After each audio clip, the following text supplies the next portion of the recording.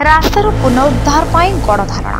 केन्द्रापड़ा जिला एक शिल्पविहीन जिला। यह जिले में डेराबिस ब्लॉक अंतर्गत बलभद्रपुर ग्राम में सरकारी अनुमोदित इडको माध्यम ओडिशा वुडबेस इंडस्ट्री काउंसिल आनुकूल्य शिल्पानुष्ठान 2013 मसीह उद्घाटित होता।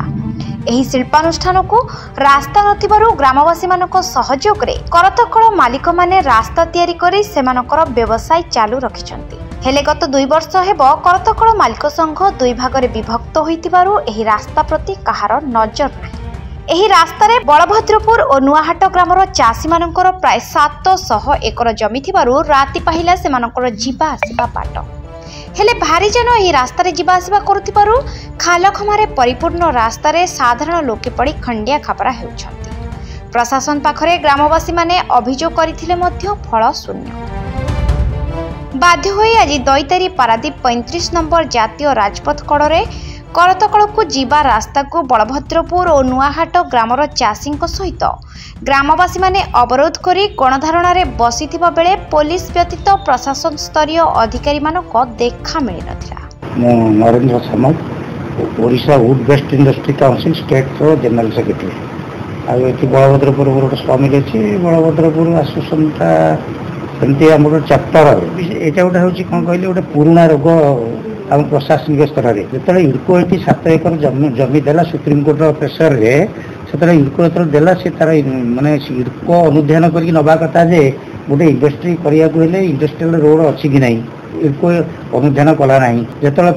कलेक्टर जमी देले सी भी अनुधान कले ना सुप्रीमकोर्ट प्रेसर हाफा देले आमको देदेले इडको ठार कलेक्टर भी पैसा नहीं आमठू इडको भी पैसा नहीं किंतु रास्ता 2011 मसीह वस्तुत 2024-13 वर्ष भितर आम 7टा खंडे सिंगल विंडो मीटिंग अटेंड करूँ। तत्कालीन कलेक्टर मिस्टर रघुजी भी यहाँ इनक्वारी करने आसते ये तो आम केन्द्रापड़ा संस्कृति हूँ 6 मसीहा कलेक्टर तेणु से किसी पारती ना तेणु यार टेक्निकल जिनस इडको पाया कथा जे आमको जदि सरकारी स्तर में जगह न मिल आम रास्ता करूँ ना यही जगहटा अच्छी यहाँ हूँ नुआहाट गोचर कलेक्टर को आम लिखिकी देलापर से तार गोटे विकल्प व्यवस्था से केवल कलेक्टर स्तर में हो पार करके जब से इडको को हस्तांतर कर इडको करदे इडकोर इंटरेस्ट नहीं कि कलेक्टर इंटरेस्ट नहीं कहार नहीं तेणु ये आम आसला गोटे मटी रास्ता था आम भी आम जेहेतु ये गुजराण मेटेबू आम से मटी रास्ता पर अत्यंत पक्षे 11 वर्ष भितर 40 लाख टका खर्च करके उपयोगी करके आम चलिया उपयोगी एक किसी गाँ गंडा कार किसी लेन देन ना आम बिजनेस कलापर बर ये गाँव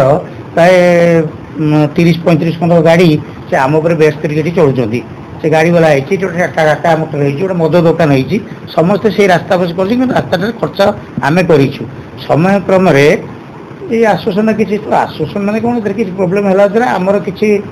भाई मैंने आमको सहयोग कले से कथा थाना को भी जाइला तेणु पैसा पत्र आदाय न हो गोटे 2 वर्ष खंडे रिपेयर होनी बुझे आम करा कथा कितु बर्तमान आ रिपेयर करा परिस्थिति आम ना ये बहुत गुड़ा स्वामी द्वारा इनकम कमिगला प्रशासन को कहले किसी शुणुनी इडको कौच मुदेवी कई मैंने कुंभीर कारण समस्त तेणु धारणा जो होती भी आम भी